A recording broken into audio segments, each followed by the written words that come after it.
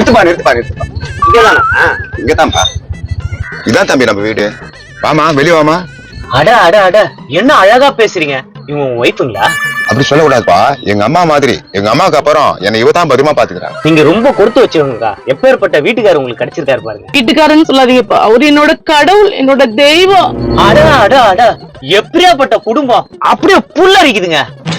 சரி, உங்க 2 பேருக்குமே சம்பந்தமே இல்லாத நடுவுல ஒருத்தன் நிக்கிறானே, இவன் யாரு? நாங்க தவம் இருந்து பெத்து எடுத்த ஒரே புள்ளைங்க. பேரு மனசாட்சி.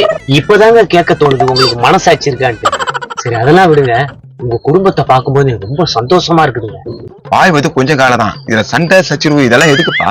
கடவுள் போட்ட உயிர் தினம் நாளை எண்ணி வாழ்ந்துட்டு இருக்கோம். இதுல எங்க சண்டையே எங்க குடும்பத்துல ஒத்து வராதுப்பா.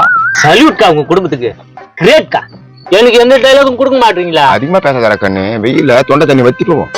அப்பா பாசனா இதான்டா பாசம். மனசாட்சி. தம்பி உனக்கு நிறைய வேலை இருக்கும். 100 ரூபாய் கேட்ட இந்த 150 ரூபாய் வச்சுக்கப்பா. என்னன்னா அது 100 ரூபா போதும் எனக்கு. வச்சுக்க தம்பி, உன்னை பார்க்கும் போது என் தம்பி மாதிரியே இருக்க. தம்பி மாதிரினா அப்ப எனக்கு மச்சான் மச்சான் மச்சானா? மாமா. அடா அடா அடா, எப்படியாப்பட்ட சொன்ன எனக்கு கிடைச்சிருக்கு. ஆஹா கடவுளே, இவங்களை பார்த்து நான் வியந்துதான் போனேன். இவங்களே எனக்கு சொந்தமா கிடைச்சது நான் பண்ண பாக்கியம். என் தம்பிய போல யாரும் இல்ல இந்த ஊருல, அட இந்த ஊருல. தங்க தம்பிய போல யாரும் இல்ல இந்த ஊருல, அட இந்த ஊருல.